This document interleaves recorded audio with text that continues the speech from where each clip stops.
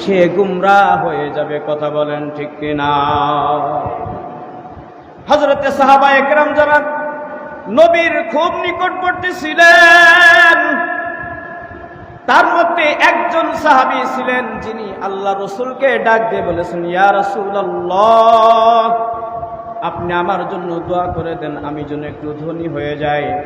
আল্লাহ রাসূল বললেন, দেখো, ধনাঢ্যতার মধ্যে সফলতা নাই, অর্থ সম্পদের মধ্যে তোমার সফলতা নয়, ঈমানের উপরে থাকো, তোমার সফলতা দুনিয়াতেও পাবে আখিরাতেও পাবে, দুনিয়ার হায়াতেও সফল আখিরাতেও সফল, কিন্তু তোমার ওই ধনাঢ্যতার ভিতরে কোনো সুখ নাই। তারপরেও সাহাবী ডাক দিয়ে বলেন, ইয়া রাসূলুল্লাহ, একটু দোয়া করে দেন, আপনার দোয়া মুস্তাজাব দাওয়া, আপনি দোয়া করলে মালিক সেই দোয়া ফিরায় দেয় না, আপনি দোয়া করে দেন। আল্লাহ রাসূল দোয়া করে দিলেন, সম্পদ বেড়ে গেল। এই সাহাবী তার সম্পদ যখন বেড়ে গেল, ছাগল উট মহিষগুলি যখন বেড়ে গেল, মদিনার বুকে জায়গা হয় না, মাঠের মধ্যে চলে গেলেন। এর আগে 5 ওয়াক্ত নামাজ মসজিদে এসে আদায় করতেন, যখন সম্পদ বেড়ে গেল সে 5 ওয়াক্ত নামাজে আসে না, শুধু জুমার নামাজে আসে। আবার কিছুদিন পরে দেখা গেল জুমায় আসে তো আসে, 1 সপ্তাহ বাদ দিয়ে আসে। আবার কিছুদিন দেখা গেল 1 মাস পর পর আসে। কিসের কারণে? সম্পদের কারণে। সম্পদ বৃদ্ধি হয়েছে, সম্পদের ভিতরে তার মন ঢুকে গেছে, এখন ঈমানের ভিতরে তার ঘাটতি চলে আসছে। আল্লাহ রাসূল পৃথিবীর থেকে বিদায় হয়ে গেলেন। সিদ্দিক আকবর খলিফাতুল মুসলিমিন একজন আমিলকে ডাক দিয়ে বললেন, যাও যাকাত উসুল করে আনো। যাকাত উসুল করতে গেছি, আল্লাহ রাসূলের ওই সাহাবী যে নাকি আল্লাহ রাসূলের দোয়াতে ধনাঢ্যতা পেয়েছে, সম্পদ পেয়েছে, এই সাহাবী তার ছাগলের পালের ভিতর থেকে সব থেকে দুর্বল নরমাল যে ছাগলটা, ওই ছাগলটা ওই সিদ্দিক আকবর জিনাকে পাঠাইছেন, তার হাতে দিয়ে বলতেছে, যাও জাকাত দিয়ে দিলাম। কি দিয়ে দিলাম? জাকাত দিলাম। আসলে জাকাত দেওয়ার উত্তম নিয়ম হলো আমার সম্পদের সর্বোচ্চ যেটা ভালো সেটা দেওয়া। কথা বলেন ঠিক কিনা? কিন্তু সে দিয়েছে কোনটা? সব থেকে দুর্বল যেটা। সিদ্দিক আকবরের কাছে চলে গেলেন, আমিরুল মুমিনিন, আল্লাহ রাসূলের ওই সাহাবী যেই রাসূলের দোয়ার কারণে বরকতে সে সম্পদের অধিকারী হয়েছে, তার কাছে যখন জাকাতের মাল উসুল করতে গেছি, সে যেই ছাগলটা দিয়েছে তার ছাগলের পালের ভিতর থেকে সব থেকে দুর্বল ছাগলটা দিয়েছে। সিদ্দিক আকবর ডাক দিয়ে বলেন, যাও যাও যাও, তার ওই ছাগলের কোনো প্রয়োজন নাই, তার ছাগলের প্রয়োজন নাই, তার ছাগল তুমি তাকে ফিরাই দিয়ে আসো। ইতিহাস সাক্ষী বাবা, ইতিহাস সাক্ষী, আল্লাহর ওই রাসূলের সাহাবা সর্বশেষ মুনাফিক হয়ে ইন্তেকাল করেছে। নবীজির নিকটবর্তী একজন সাহাবী ছিলেন, সম্পদের কারণে বেঈমান হয়ে গেছেন। তার কারণ কি বাবা? যখন সম্পদের ভিতর থেকে যাকাত দেওয়া হয়েছে, সেই উত্তম যাকাত দেয় নাই, সে তার সম্পদ থেকে যাকাত উসুল করে নাই। তার কারণ তার ভিতরে ওই রবের ভয়টা নাই। কার ভয় নাই জোরে বলেন? যাকাতের নিয়ম হলো 2.5% বের করে এতিম অসহায় বায়তুল মালকে জমা দিতে হবে, কিন্তু সে সেইটা না করে দুর্বল জিনিস দিয়েছে। তার কারণ হলো ভিতরে তাকওয়া নাই। কি জিনিস নাই জোরে বলেন? হ্যাঁ, আমি ভালো দিচ্ছি না খারাপ দিচ্ছি, ভালো করছি না খারাপ করছি, দেখেন কে? এ বাবা, রাতের বেলায় উঠে 2 রাকাত নামাজ পড়েছেন, দেখেন কে? এ যুবক, রাতের বেলায় মোবাইল টিপে টিপে রাতটা পার করে দিলে, বলেন তো এইটাও দেখেন কে? আমার আপনার মালিক রাতের বেলায় ঘুমায় না, দিনের বেলায় ঘুমায় না। লা তাখুযুহু সিনাতুন ওয়ালা নাওম। আল্লাহ তাআলা বলেন, আমার নিদ্রাও নাই, নিদ্রাচ্ছন্নও নাই, আমি ঘুমায়ও না, আমার ঘুমের কোনো ঢুলুনিও আসে না। জোরে বলেন সুবহানাল্লাহ। কি আসে না? কি আসে না? রব আমার মালিক ঘুমায়ও না, ঘুমের ঢুলুনিও আসে না। এজন্য হযরত মুসা আলা নবিয়িনা ওয়াস সালাতু ওয়াস সালাম একদিন আল্লাহ তাআলাকে ডাক দিয়ে বলেন, আল্লাহ, আপনি যে এত বড় আসমান জমিন পরিচালনা করেন, আপনার একটু ঘুমের প্রয়োজন হয় না? আল্লাহ তাআলা ডাক দিয়ে বলেন, ঘুমের প্রয়োজন কি হবে? ঘুমাইলে কি সব ঠিক থাকবে? আমি কেন ঘুমাই না তুমি কি এইটা তোমার স্বচক্ষে দেখবি নাকি আমি বলে দেব? হযরতে মূসা আলাইহিস সালাম বললেন, স্বচক্ষে দেখলেই ভালো। আল্লাহ তাআলা মূসা আলাইহিস সালামকে বললেন, আসো, এক গিলাস পানি, কাঁচের গিলাসে পানি এনে দাঁড়াও। তুর পাহাড়ে পাথরি জমিনের উপরে এক গিলাস পানি হাতে করে দাঁড়ায়ছে। আল্লাহ তাআলা কয়েক সেকেন্ডের জন্য মূসা আলাইহিস সালামের চোখে ঘুম দিয়েছে, আর সাথে সাথে হাতের গিলাসটা পড়ে ভেঙে গেছে। কি হয়েছে? গিলাসটা পড়ে ভেঙে গেছে। মূসা আলাইহিস সালাম ভয় পেয়ে গেছে, মানে আপনি আমাকে হুকুম করলেন গিলাসটা ধরে রাখতে, সামান্য ঘুম আসছে, আমার পুরা শরীর লুজ হয়ে গেছে, হাত থেকে গ্লাস পড়ে গেছে, ভেঙে গেছে। মালিক আমার আল্লাহ সুবহানাহু ওয়া তাআলা ডাক দিয়ে বলেন, মূসা, সামান্য কয়েক সেকেন্ডের ঘুম, তোমার হাতের এক গ্লাস পানি ধরে রাখতে পারো না, আর এত বড় আসমান আর জমিন আমি রব আমার কুদরতে হাতে ধরে আছি। এখন বলো, আমি যদি এক সেকেন্ডের জন্য ঘুমাই, বলেন তো আসমান আসমানের জায়গায় থাকবে নাকি? বলেন জমিন জমিনের জায়গায় থাকবে নাকি? কথা বলেন, কথা বলেন। লা তাখুযুহু সিনাতুন ওয়ালা নাউম, মালিক আমার রব ঘুমান না, ঘুমের তন্দ্রা আসে না। ওই মালিক আমাদের সমস্ত কৃতকর্ম দেখে নাকি দেখে না? তাইলে বান্দা নেক আমল করলেও মালিক দেখেন, বদ আমল করলেও মালিক দেখে না, দেখে না? এই যে তাকওয়া, এই যে ভয়, আমি যেখানে থাকি যা করি না কেন দেখেন কে? জোরে বলেন, জোরে বলেন, কে দেখেন? আমার আপনার মালিক সর্বত্র বিরাজমান, সব কিছু দেখে। এই তাকওয়া, এই ভয় যদি বান্দার ভিতরে না থাকে, বান্দা নামাজ পড়বে ঠিক, পাশাপাশি গুনাহও যোগ করবে। এক পীর সাহেব হুজুর মুরব্বী হয়ে গেছে, বয়স্ক হয়ে গেছে। এই পীর সাহেব তার মুরিদদের বললেন, দেখো বাবা, আমি তো বয়স্ক হয়ে গেছি, কবে জানি মারা যায় ঠিক নাই, কিন্তু আমার খেলাফত আমি দিয়ে যেতে চাই। এইবার তার মুরিদগণ সকলেই হাত করে বলতেছে, হুজুর আপনার খেলাফত পাওয়ার যোগ্য আমি। সকলের দাবি, আমি আপনার খেলাফত পাওয়ার জন্য কি প্রস্তুত আছি। পীর সাহেব হুজুর বললেন যে, দেখো এভাবে হবে না, তোমরা সকলে আগামীকালকে আসবে, তবে শর্ত হলো সকলেই একটা করে মুরগি নিয়ে আসবে, আর মুরগিটা জবাই করে আনতে হবে। কি করে আনতে হবে? জবাই করে আনতে হবে। পীর সাহেব হুজুর যখন বলে দিলেন, সকলে বাড়িতে চলে গেছেন। সকলেই একটা করে মুরগি জবাই করে পীর সাহেব হুজুরের দরবারে চলে আসছে। কিন্তু ব্যতিক্রম বিষয় হলো, একজন মুরিদ মূর্খ প্রকৃতির, দেখতে আনস্মার্ট, সে একটা মুরগি আনছে তো আনছে, তাজা মুরগি আনছে। কি মুরগি আনছে বাবা? তাজা মুরগি নিয়ে আসছে। বাকি যারা জ্ঞানী গুণী শিক্ষিত আছে তারা বলতেছে, আহারে কি পাগলের পাগল, গতকালকে আমাদের পীর সাহেব হুজুর বললেন যে শর্ত হলো মুরগি জবাই করে আনতে হবে, আর এই পাগলে করছেটা কি? তাজা মুরগি নিয়ে আসছে। পীর সাহেব হুজুর কথাটা খেয়াল করলেন, লক্ষ্য করে দেখলেন, হ্যাঁ আমার একটা মুরিদ তাজা মুরগি নিয়ে আসছে। একজন একজন করে ডাক দেয় আর বলে, বাবা তুমি যে মুরগিটা জবাই করছো কেউ দেখে নাই। শিক্ষিত সমাজের কিছু মানুষ ডাক দিয়ে বললেন, হুজুর আমি যে মুরগিটা জবাই করছি কেউ দেখে নাই, রাতের অন্ধকার গহীন হয়ে গেছে, সকলে ঘুমায় গেছে, আমি আমার মুরগিটা জবাই করছি কেউ দেখে না, কেউ দেখে নাই।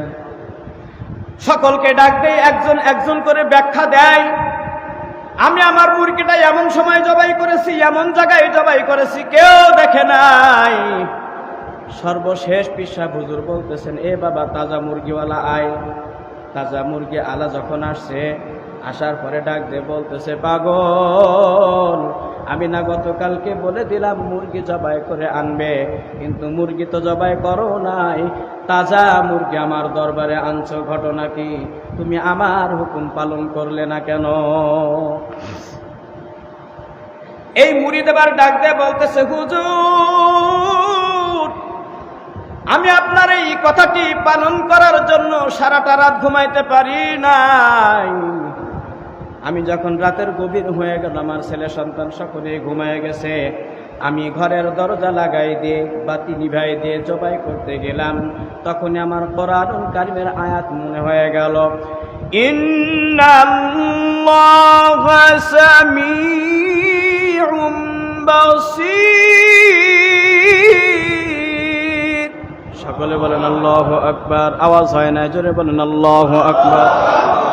এই মুরিদ মূর্খ, আনস্মার্ট, দেখতে সুন্দর না। এই মুরিদ ডাক দিয়ে বলতেছে, হুজুর, কোরআনুল কারীমের মধ্যে আল্লাহ তাআলা ডাক দিয়ে বলেন, ইন্নাল্লাহা সামিউম বাসীর। আল্লাহ তাআলা সব দেখেন, সব শোনেন। কথা বলেন ঠিক কিনা?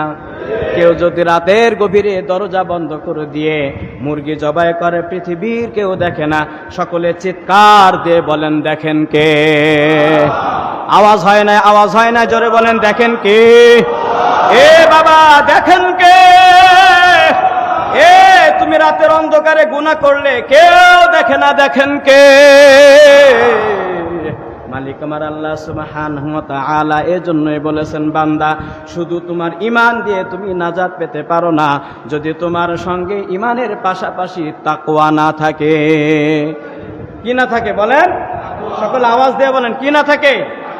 আমরা গতানুগতিক ভাবে ওয়াজ শুনে যাব না, আমরা শুধু বয়ান শুনে যাব না। বয়ানের মুলাক্খাস কথাগুলো আমাদের বুঝতে হবে আর আমল করতে হবে। 2 ঘন্টা 3 ঘন্টা বয়ান শোনার কোনো ফায়দা নাই যদি আপনি এই কথার সার নির্যাস বসে আমল করতে না পারে। কথা বলেন ঠিক কিনা? আমল করার নিয়াতে আলোচনা শুনছি, কারা কারা হাত উঠান? সকলে হাত জাগায় দেখেন কারা কারা আমল করার নিয়াত আছে ইনশাআল্লাহ। ও মালিক আমার আল্লাহ, তোমার বান্দারা হাত উঠিয়ে নিয়াত করেছে। আল্লাহ তাআলা তুমি সকলকে আমলের নিয়াতে বয়ান শোনার তৌফিক দান করো, বলেন আমিন। আমার আপনার মালিক ডাক দিয়ে বলেন, ওয়ালাউ আন্না আহলাল কুরা আমানু ওয়াত্তাকাউ। যদি বান্দা তোমার মধ্যে 2টা গুণ থাকে, একটা হলো ঈমান আর একটা হলো তাকওয়া। ঈমানের কাজ হলো বান্দাকে নামাজ পড়াবে, রোজা করাবে, হজ করাবে, যাকাত দেবে, মানুষের সঙ্গে সৎ ব্যবহার শিখাবে। আর তাকওয়ার কাজ হলো যত মন্দ কাজ আছে মন্দ কাজ থেকে বান্দাকে হেফাজত করবে। কথা বলেন ঠিক কিনা? এই পিসাব হুজুর এবার ডাক দিয়ে বলেন, পাগল, তুমি মুরগি জবাই করলে না, ভালো কথা, আর কি কি করেছো বলো?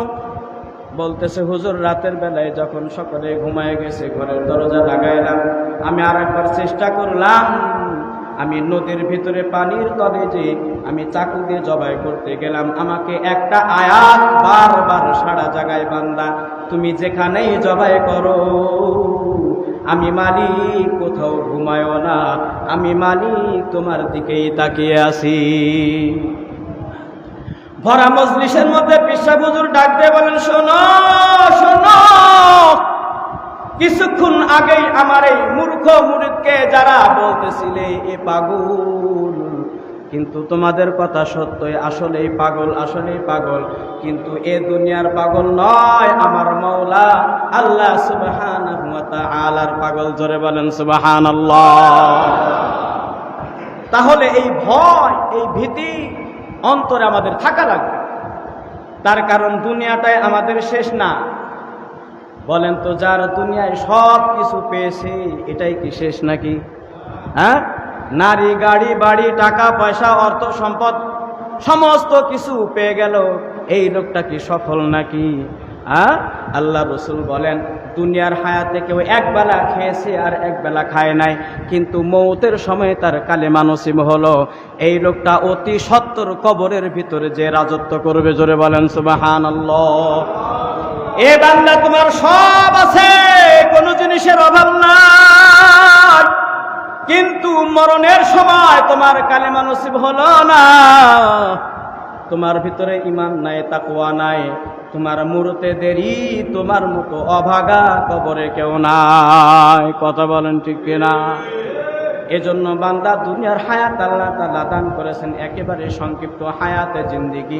এই জিন্দিগি থেকে যদি কেউ সফলতা অর্জন করতে না পারে, আল্লাহ রসুল বলেন, আদ দুনিয়া মাজরাআতুল আখিরা, দুনিয়াটা হলো আখিরাতের শস্য ক্ষেত।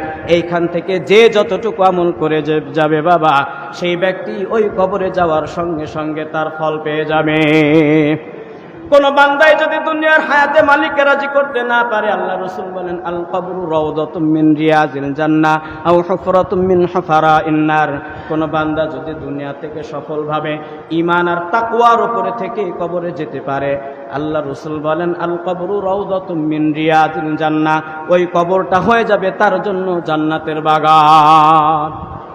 আও হুফরাতুম মিন হুফারাইন নার, বান্দাই যদি গুনাহ করতে করতে মালিককে নারাজ করে বেঈমান হয়ে কবরে যায়, আল্লাহ রাসূল বলেন তার জন্য কবরটা হয়ে যাবে জাহান্নামের একটা গর্ত।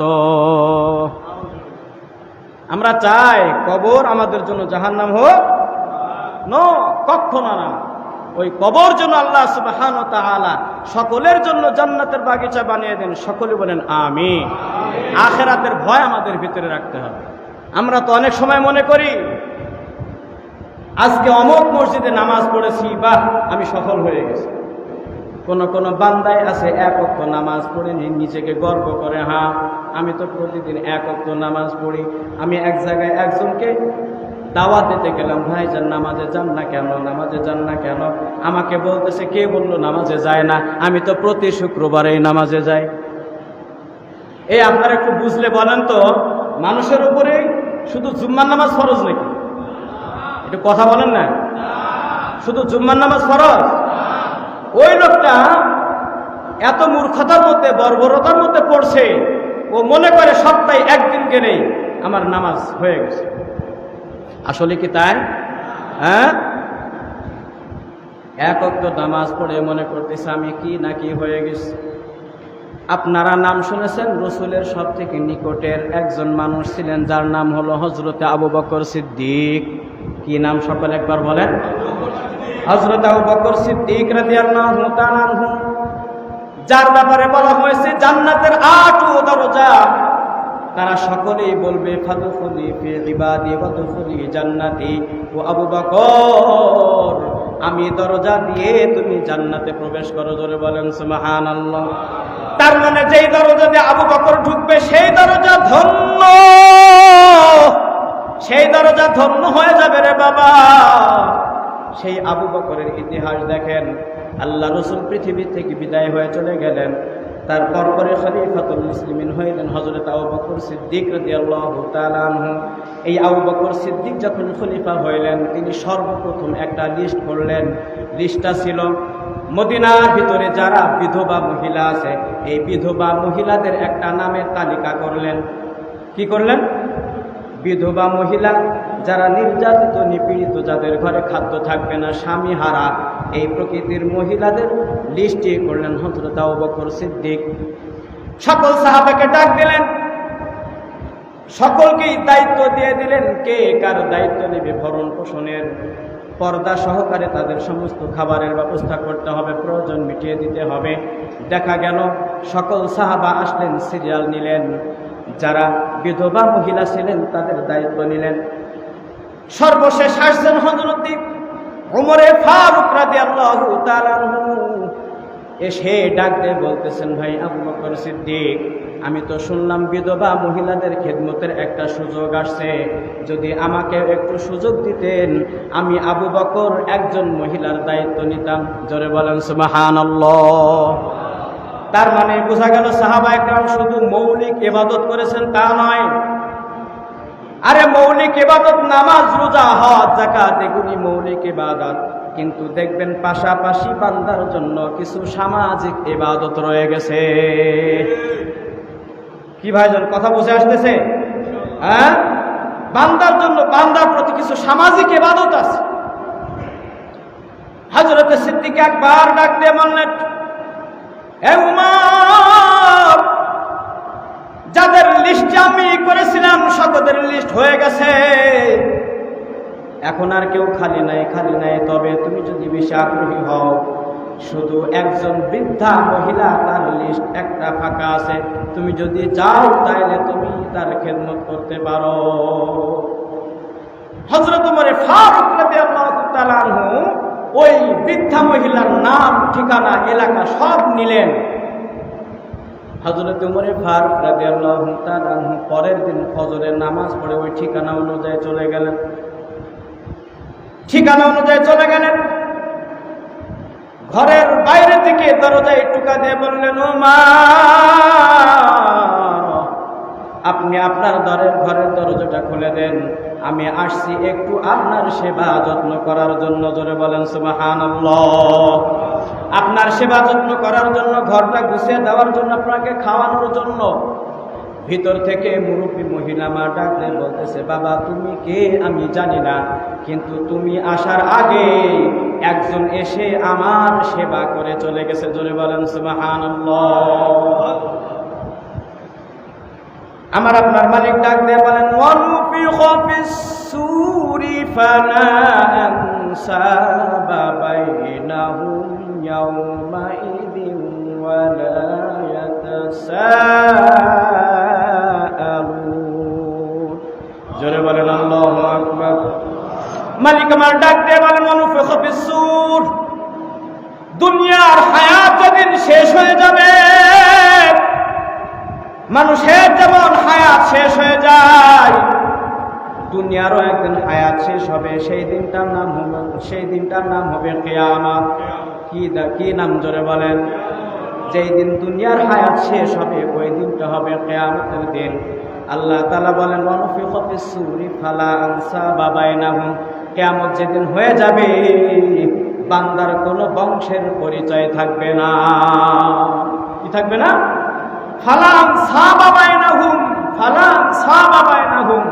কোন বংশ পরিচয় কেউ দেবে না। ওয়ালা ইয়াতাসাআলুন, এমনকি কেউ জিজ্ঞাসাও করবে না বাবা তুমি কে। নিজের সন্তান সামনে দিয়ে দৌড়াবে, বাবা ডাক দিয়ে বলবে না, এ সন্তান কি ব্যাপার, কিয়ামতের ময়দানে দৌড়াও কেন, পেরেশান হও কেন, এই কথাও বলবে না।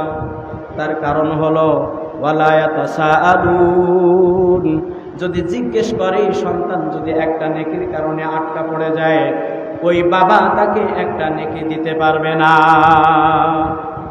কি বলেন? আমরা যদি সফরে যাই, ঢাকায় গেছি, পকেট থেকে হঠাৎ করে মানিব্যাগ খোয়া গেছে, মানিব্যাগ চুরি হয়ে গেছে, আমরা কি করি? সুন্দর করে একটা নাম্বার উঠায় বাবার কাছে ফোন দেই, বিকাশে 5,000 টাকা পাঠিয়ে দাও। কেন? বলে আমার মানিব্যাগ চুরি গেছে। সুযোগ আছে না নাই? হ্যাঁ, আত্মীয় স্বজন বিভিন্ন জায়গা থেকে আমাকে বারবার ফোন দেবে, এই কি হয়েছে? ছিনতাইকারীরা তোমাকে মারে নাই তো? ছিনতাইকারী ছুরি ঢুকাই দেয় নাই তো? কিন্তু বাবা, কিয়ামতের ময়দান এমন একটা জায়গা, ওয়ালা ইয়াতাসাআলুন, বাবার সামনে সন্তান বিপদে পড়ে গেছে, কিন্তু বাবা একটাবারও ঘুরে ডেকে বলবে না বাবা তোমার কি হয়েছে, এই কথা বলবে না। কারণ ওই দিন একটা নেকির কোটি কোটি কোটি টাকা দিলেও একটা নেকির সমমান হবে না। কথা বলেন ঠিক কি ঠিক কিনা? এ বাবারা আমার, এ যুবক ভাই, যৌবনের তাড়নায় নিজের তাকওয়াকে ভুলে যেও না। ওই রবের ভয় ভিতরে পোষণ করো, তাইলে তোমার গুনাহ থেকে বাঁচা সহজ হবে। আমার আপনার মালিক যিনি দুনিয়ার হায়াত দান করেছেন, দুনিয়ার হায়াতও শেষ হবে, ওই আখিরাতের ভয় তাকওয়া ভিতরে থাকাই লাগবে। হযরত ওমর ফারুক রাদিয়াল্লাহু তাআলা সেই দিন ঘুরে চলে আসলেন। তিনি চিন্তা করলেন আমার আগে কে জানি এসে বুড়িমার খেদমত করে চলে গেছে, তার মানে ফজরের পরে আসলে হবে না, ফজরের আগে আসা লাগবে। কখন আসা লাগবে? ফজরের আগে আসা লাগবে। পরের দিন ফজরের আগেই চলে আসছেন। বুড়িমার ঘরে যে দরজায় ঠক ঠক আওয়াজ দেয়, বুড়িমা ভিতর থেকে ডাক দিয়ে বলতেছে বাবা কে, কি ব্যাপার?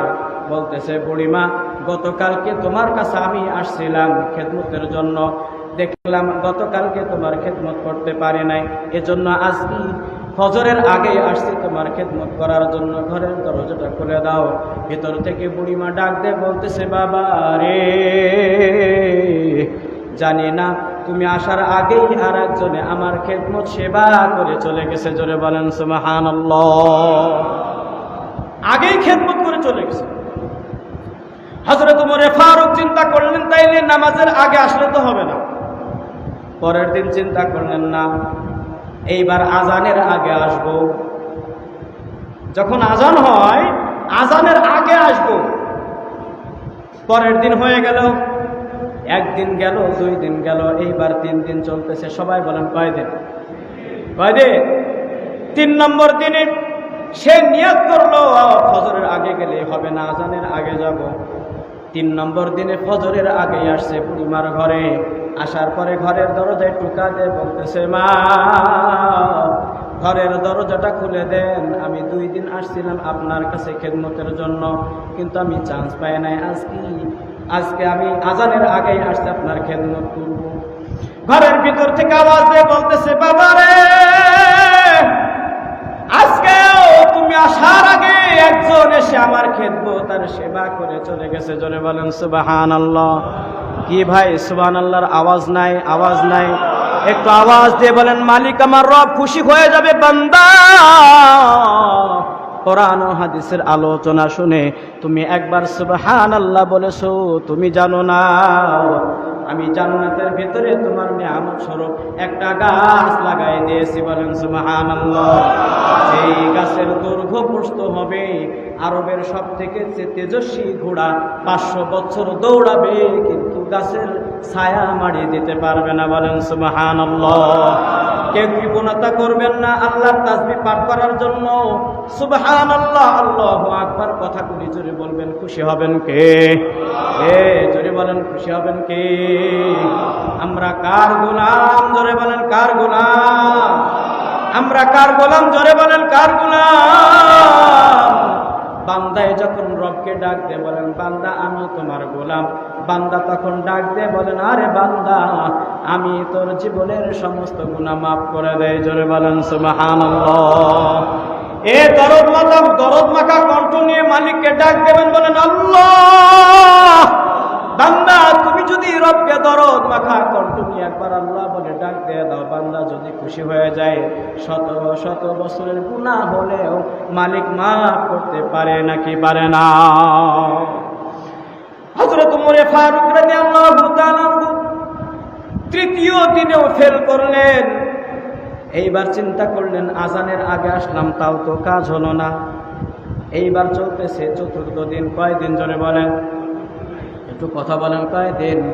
এইবার 4র্থ দিন চলতেছে। হযরত ওমর ফারুক রাদিয়াল্লাহু তাআলা তিনি রাতের বেলায় চিন্তা করলেন, কালকে আজানের আগে যে হয় নাই, আজকে আমি যাব তো যাব, তাহাজ্জুদের নামাজের সময় যাব। কোন সময় যাবে? মানুষ যখন তাহাজ্জুদের নামাজে দাঁড়ায় আমি তখন যাব, বুড়িমার খেদমত করব। এইবার তাহাজ্জুদের আগে গেছেন 4র্থ দিনে।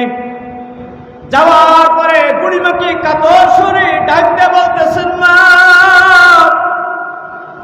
আমি হইলাম ওমর ফারুক, 1 দিন নয়, 2 দিন নয়, 3 দিন নয়, 4 দিন ঘুরলাম আমি আপনার খেদমত করার জন্য, কিন্তু আপনার দুয়ারের জায়গা পাইলাম না।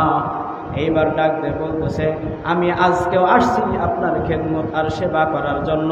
ভিতর থেকে বুড়িমা ডাক দিয়ে বলতেছে, বাবা রে,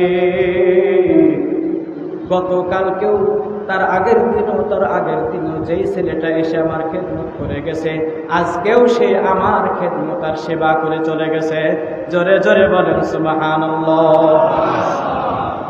হযরত ওমর ফারুক মনে মনে ভাবলেন, ঠিক আছে, ভালো কথা, বুড়িমার খেদমত করার দরকার নাই, আমার আগে আগে এসে বুড়িমার খেদমত করে যায় কে? আজকে সেই চোর ধরব। কি ধরবে? বুড়িমার খেদমত করে যায় কে? আমি 4 দিন চেষ্টা করলাম, পারলাম না। তাহলে যে আসে সে তো রাতে ঘুমায় না। কথা বলেন?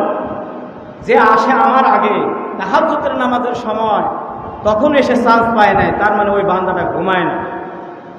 হযরত ওমর ফারুক রাদিয়াল্লাহু তাআলা 5ম দিনে চিন্তা করলেন, আজকে খেদমত করার দরকার নাই, বুড়িমার খেদমত করে কি আমি ওই বান্দারে দেখব। জোরে বলেন সুবহানাল্লাহ। হযরত ওমর ফারুক রাদিয়াল্লাহু তাআলা রাতের প্রথম অংশেই বুড়িমার বাড়ির একটা আড়ালে যেয়ে দাঁড়াইলেন। হঠাৎ করে দেখা যায় পা টিপে টিপে টিপে আস্তে আস্তে একটা মানুষ আসতেছে। হযরতে উমরে ফারুক যখন ঝাপসা কেটে গেল, নিকটবর্তী হয়ে গেল, নিকটে যেয়ে বলতেছে, ভাই আপনি কে? আর যখন উমরে ফারুকের কণ্ঠটা ভেসে আসছে, আর সঙ্গে সঙ্গে বলতেছে, ভাই উমর, আমার নাম হলো আবু বকর। জোরে জোরে বলেন সুবহানাল্লাহ। এ খলিফাতুল মুসলিমিন, অর্ধ জাহানের বাদশাহ, রাতের বেলায় সে ঘুমায় নাই। তাহাজ্জুদের নামাজের আগে যেই বান্দাটা ওই বুড়িমার খেদমত করে, একবার চিন্তা করে দেখেন ওই লোকটার আখিরাতের ভয় কেমন। ওয়ালাউ আন্না আহলাল কুরা আমানু ওয়াত্তাকাউ লাফাতাহনা আলাইহিম বারাকাতিন মিনাস সামাই ওয়াল আরদ। আমার আপনার মালিক ডাক দিয়ে বলেন, তোমার মধ্যে দুইটা গুণ অর্জন হইলে আমি আসমান এবং জমিনের দরজা খুলে দেব। জোরে বলেন সুবহানাল্লাহ। আলোচনার মূল পয়েন্ট খেয়াল রাখবেন। হযরত উমরে ফারুক রাদিয়াল্লাহু তাআলা আনহু ডাক দিয়ে বলতেছেন, ও ভাই আবু বকর সিদ্দিক, এই রাষ্ট্রের প্রধান পরিচালনায় আপনি, আর আমি থাকতে বা আমরা থাকতে এই রাতের গভীরে এই বুড়িমার খেদমত আপনার কেন করতে আসা লাগবে? আরবিতে একটা কথা আছে, কালামুল মুলুক মুলুকুল কালাম, যার বাংলা হলো রাজার কথা আর কথার রাজা। এই দুইটা কথার মধ্যে অর্থের ব্যবধান আছে না নাই? রাজার কথা আর কথার রাজা। রাজার কথা যদি 1 সেকেন্ডেরও হয়, মূল্য আছে না নাই? আর যে কথার রাজা, বাংলায় বলে হলো বাচাল। কি এ যদি 1 ঘন্টাও বকে, এর কথার মূল্য আছে? হ্যাঁ, যে কথার রাজা তার কথার মূল্য নাই, কিন্তু রাজার কথার অনেক মূল্য। এখন আপনারা বোঝেন হযরত আবু বকর সিদ্দিক রাদিয়াল্লাহু তাআলা কি বলতে চাচ্ছেন। উনার একটা ঘটনা শুনলে আপনারা বুঝবেন তার উত্তরের কত মর্যাদা। রাস্তা দিয়ে একজন ফকির হেঁটে যাচ্ছে, আর আপনাকে বলল যে, এই আগামীকালকে তুমি আমার বাড়িতে দেখা করো তো, আমি তোমাকে কিছু দেব। কে বলতেছে? ফকির। কে বলতেছে? আচ্ছা, ফকির যদি বলে যে আগামীকালকে আমার বাড়িতে আসো, তোমাকে কিছু দেব, এই কথার কোনো মূল্য আছে? কথা বলেন না, মূল্য আছে? ফকির কি দেবে? ফকিরের আছেইটা কি? ও কি দেবে আমার? আর যদি আপনার এলাকার এমপি সাহেব বলে যে, এই তুমি আগামীকালকে আমার বাড়িতে দেখা করো তো, কথাটার মধ্যে ভিন্নতা আছে না নাই? হ্যাঁ, মুলুকুল কালাম, কালামুল মুলুক, কথার রাজা আর রাজার কথা, পার্থক্য আছে না নাই?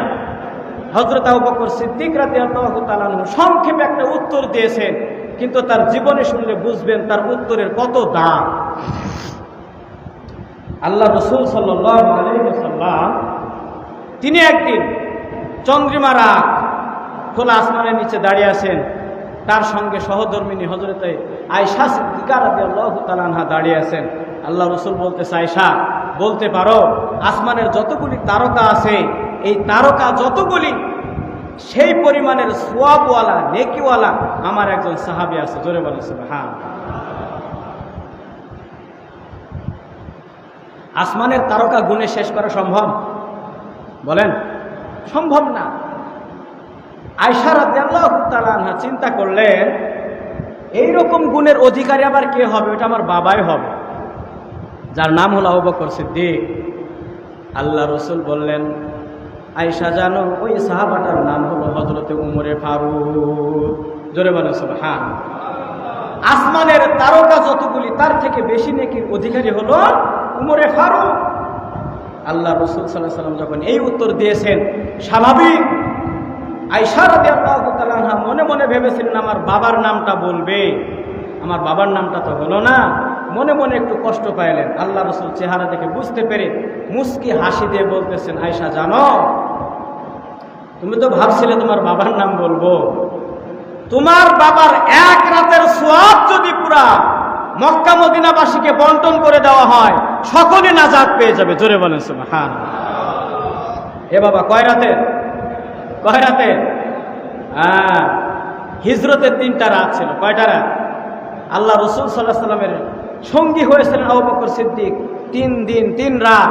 আল্লাহ রসুল বলেন ওই 3 দিন 3 রাতের একটা রাতের সওয়াব যদি পুরা মক্কাবাসীকে দেওয়া হয়, মদিনাবাসীকে দেওয়া হয়, সকলে নাজাত পেয়ে যাবে। জোরে বলেন সুবহানাল্লাহ। এখন বোঝেন তো আবু বকর সিদ্দিক রাদিয়াল্লাহু তাআলা আনহুর নেকিটা একেবারে কম নাকি? হ্যাঁ, নেকি কম না বেশি? এই আবু বকর সিদ্দিক রাদিয়াল্লাহু তাআলা আনহু বলতেছেন, ও উমর, এই রাতের বেলায় আমি যদিও খলিফাতুল মুসলিমিন, যদিও আমিরুল মুমিনিন, তুমি যে এই বুড়িমার খেদমত করতে আসছো, তোমার আখেরাতের দরকার আছে, আমি আবু বকরের কি আখেরাত দরকার নাই? কথাটা কি দিল দিয়ে শুনেছেন আপনারা? ও উমর, রাতের বেলা তুমি যে আখেরাত কামাই করতে আসছো, ঘুম কামাই করে, আমি আবু বকরের কি ওই আখেরাত দরকার নাই? ফালা আনসাবা বাইনাহুম ইয়াউমা ইযিন ওয়ালা ইয়াতাসাআলুন। মানুষ মরণের পরে যে কিয়ামত শুরু হয়ে যাবে, আখিরাতের ময়দান, ওই ময়দানে কেউ কারোর পাশে দাঁড়াবে না, কেউ জিজ্ঞেস করবে না তুমি কার ছেলে, তুমি কে, কোথা থেকে আসছো, তোমার বংশ পরিচয় কি। ওয়ালা ইয়াতাসাআলুন, কেউ কারো সঙ্গে কোনো কথা বলবে না যতক্ষণ পর্যন্ত আখেরি ফয়সালা না হবে সে জান্নাতি নাকি জাহান্নামী। যখন পরীক্ষার রেজাল্ট দেয়, এ কথা বোঝেন, কিছুদিন আগে এসএসসি পরীক্ষা দিল না, পরীক্ষার রেজাল্ট বের হয়েছে না, যখন রেজাল্ট শিট দেয়, যে পরীক্ষার্থী সে কি রেজাল্ট শিটের সবার নাম পড়ে? হ্যাঁ, সে সর্বপ্রথম খোঁজে আমার নামটা কোথায় এবং আমার নামের পাশে কি আছে দেখি আগে। যদি দেখে যে হ্যাঁ A+ অথবা গোল্ডেন A+, তখন সে খুশিতে বলে দেখি এবার আমার বান্ধবীর নাম্বার কত, আমার বন্ধুর নাম্বার কত, আমার অমক আত্মীয়র নাম্বার কত। কথা বলেন ঠিক কিনা? আর যদি নাম্বার সে খুঁজে না পায়, যতক্ষণ নিজের নাম্বার খুঁজে না পাবে, অন্যের নাম্বার দেখার তার চাহিদা আছে? হ্যাঁ, এটা তো দুনিয়ার পরীক্ষা বাবা। কিয়ামতের ময়দান শুরু হবে আর কোনোদিন শেষ হবে না। ওই আখিরাতের ময়দান যেদিন শুরু হবে, যতক্ষণ পর্যন্ত বান্দার ফয়সালা না হবে তুমি কি জান্নাতি, ততক্ষণ পর্যন্ত বান্দার স্বস্তি আসবে না। হযরতে উসমান গনি রাদিয়াল্লাহু তাআলা আনহু কত বড় সাহাবী, দ্বীনের জন্য, ইসলামের জন্য কোটি কোটি টাকা সে দান করেছে, অথচ তার হায়াতে জিন্দেগির ইতিহাস, সে যখন কবরের পাশ দিয়ে যাইতেন চোখের পানি পড়তে থাকত আর বলতো, হ্যাঁ এটা হলো আমার জীবনের প্রথম ঘর, এটা হলো আমার জীবনের প্রথম ঘাঁটি, যদি এখানে ধরা খেয়ে যায় আমি উসমানের আর কোনো উপায় নেই। উসমানের মতো মানুষ যদি এই কথা বলে, আর আমি আপনি শুধু জুমার নামাজে এসে বলতেছি আমার মতো নামাজে আর কেউ নাই, কথাটা কতটুকু যুক্তিসঙ্গত হতে পারে? এ কথা বলেন, আমাদের ঈমান আর তাকওয়ার অবস্থাটা বুঝছেন? আমাদের ঈমান আর তাকওয়ার অবস্থাটা বুঝছেন? হ্যাঁ, ঈমান আর তাকওয়া এত দুর্বল, এত দুর্বল, আমাদের নাজাত পাওয়া কিন্তু বড় মুশকিল আছে, বড় মুশকিল। এজন্য সম্মানিত হাজিরিন, আপনাদেরকে আমি সর্বশেষ জান্নাতে যাওয়ার সহজ উপায় বলে দেব ইনশাআল্লাহ। জান্নাতে যাওয়ার সহজ উপায় বলে দেব। পিছনের ভাইয়েরা মনে হয় একটু বিরক্ত হচ্ছেন। জান্নাতে যাওয়ার সহজ উপায় বলে দেব। আল্লাহ রাসূল সাল্লাল্লাহু আলাইহি ওয়াসাল্লাম তিনি বর্ণনা করেন, এই হাদিসের রাবী হলো আব্দুল্লাহ ইবনে সালাম রাদিয়াল্লাহু তাআলা আনহু। তিনি বর্ণনা করেন, আল্লাহ রাসূল সাল্লাল্লাহু আলাইহি ওয়াসাল্লাম বলছেন, কোন বান্দার ভিতরে যদি 3টা গুণ থাকে, কয়টা? জোরে বলেন। এই সর্বশেষ একটু হাত জাগিয়ে দেখেন কয়টা গুণ। সকলে হাত জাগিয়ে নাড়ে দিয়ে বলেন কয়টা গুণ। আল্লাহ রাসূল সাল্লাল্লাহু আলাইহি ওয়াসাল্লাম বলেন, বান্দা তোমার ভিতরে যদি 3টা গুণ থাকে, তাদখুলুনাল জান্নাতা বিসালাম, তুমি সহজেই জান্নাতে যেতে পারবে। জোরে বলেন সুবহানাল্লাহ। সালাম শব্দের অর্থ হলো নিরাপদ। তাদখুলুন, এটা হলো প্রবেশ করা। ইয়াদখুলুনাল জান্নাহ, জান্নাতে তুমি নিরাপদে প্রবেশ করতে পারবে। জোরে বলেন সুবহানাল্লাহ। গুণ হলো 3টা। কয়টা? আল্লাহ রাসূল বলেন, 1 নম্বর হলো আফশুস সালাম, আর একজনকে সালাম দেবে। কি দেবে? কারণ সালাম এমন এক সামাজিক ইবাদত। আমি আলোচনার মধ্যে বলেছি শুধু মৌলিক ইবাদত করলে হবে না, মৌলিক ইবাদতের পাশাপাশি বান্দার সামাজিক ইবাদত থাকা লাগবে। আপনি নামাজ পড়লেন, আপনি হজ করে এসেছেন, আপনি যাকাত দেওয়াতে ফার্স্ট, সব ঠিক আছে, কিন্তু আপনি গরিব মানুষ দেখলে নাক সেটলাম, এই কথা বলেন। আপনি ধনী লোক ছাড়া সালাম দেন না, আপনাকে যারা ভালোবাসে তাদের ছাড়া সালাম দেন না। বলেন তো এই লোকটার ইবাদত কি পরিপূর্ণ কাজে আসবে? হ্যাঁ, আল্লাহ রাসূল বলতেছেন হ্যাঁ, সামাজিক ইবাদত থাকা লাগবে মৌলিক ইবাদতের পাশাপাশি। তার মধ্যে এক নম্বর হলো আফসুস সালাম, সালাম একজন আরেকজনের সঙ্গে সালাম বিনিময় করা। পৃথিবীর হায়াতে সর্বপ্রথম যেই মানুষকে আল্লাহ তাআলা সৃষ্টি করেছেন যার নাম হলো হযরত আদম আলাইহিস সালাম। তিনাকে সৃষ্টি করার পরে আল্লাহ তাআলা বলেন, আদম যাও, আমার তৈরি করা নূরের ফেরেশতারা বসে আছে, তুমি তাদেরকে সালাম দিয়ে দাও। জোরে বলেন সুবহানাল্লাহ। সর্বপ্রথম যে বাক্যটা শিক্ষা দিয়েছেন সেটা হলো সালাম। আদম আলাইহিস সালাম সালাম দিয়েছেন। কেন? সালামের মাধ্যমে ফেরেশতাদের সঙ্গে আদম আলাইহিস সালামের সামাজিকতা বৃদ্ধি হয়েছে। জোরে বলেন সুবহানাল্লাহ।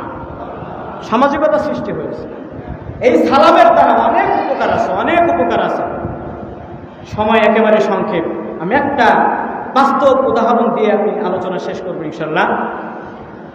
আপনার ইউরোপের আইসক্রিম একটা ফ্যাক্টরি আছে যেখানে বরফ তৈরি হয়, আইসক্রিম তৈরি হয়। ওই ঘরটা পুরাই ফ্রিজ, -80-70। এক মুসলিম মহিলা ছিলেন, সেখানে চাকরি করতেন। এই মুসলিম মহিলা প্রতিদিন যখন গেট দিয়ে যাইতেন, গেট দিয়ে ঢোকার শুরুতে দারোয়ানকে বলতেন, আসসালামু আলাইকুম ওয়া রাহমাতুল্লাহ। সকলে আমার সাথে বলেন, আসসালামু আলাইকুম ওয়া রাহমাতুল্লাহ। আমরা কিন্তু অনেক সময় সালাম দিই, সালাম সহি হয় না। আপনার অবশ্যই নিজ নিজ এলাকার ইমাম সাহেবের কাছে সালামটা সহি শুদ্ধ করে নেবেন। এই মহিলা প্রতিদিন সালাম দিয়ে প্রবেশ করে। এই দারোয়ান ডাক দিয়ে বলতেছে, আপনি যে প্রতিদিন আমাকে সালাম দিয়ে ঢোকেন, আমাকে এত সম্মান করেন, ইজ্জত করেন, আমার এই কোম্পানির মধ্যে আমার অনেক পরিচিত লোক আছে, কিন্তু কেউ আমারে কোনোদিন সালাম দেয় না। শুধু আপনি আমাকে সালাম দেন, আমার মনটা ভরে যায়, আমার দিল আপনার প্রতি সবসময় আকৃষ্ট হয়ে থাকে যে আপনি কখন আমাকে সালাম। হঠাৎ করে একদিন দেখা গেল বাবা ওই কর্ম প্রতিষ্ঠান থেকে সকলেই বাইরে বের হয়ে গেছে রাতের বেলায়, কিন্তু সিস্টেম হলো মেন গেট যেটা, ওই গেটের দরজার যেই লক, বাইরে থেকে লক করলে ভিতর থেকে আর খোলা যায় না। কিন্তু ঘটনাক্রমে ওই মহিলা ওই আইসক্রিম ফ্যাক্টরির মধ্যে রয়ে গেছেন। দরজার কাছে এসে দেখতেছে দরজা বন্ধ, কোনো উপায় নাই, ফোন করারও কোনো সিস্টেম নাই। এই মহিলা চিন্তা করলো, মালিক সর্বশেষ যেই ঘরের ভিতরে -70 তাপমাত্রা, -70, সেখানে বেশিক্ষণ বেঁচে থাকার কথা না, আমি একাই আছি। সে 2 রাকাত নামাজ পড়েছে, সেজদায় পড়ে মালিকের কাছে কাঁদতেছে, আর সে নিশ্চিত আজকে আমার মরণ হয়ে যাবে। বরফে জমে যাবে তো, বরফে জমে গেলে তো বাঁচার কথা না, সে মরে যাবে নির্ঘাত, সে মরে যাবে নির্ঘাত।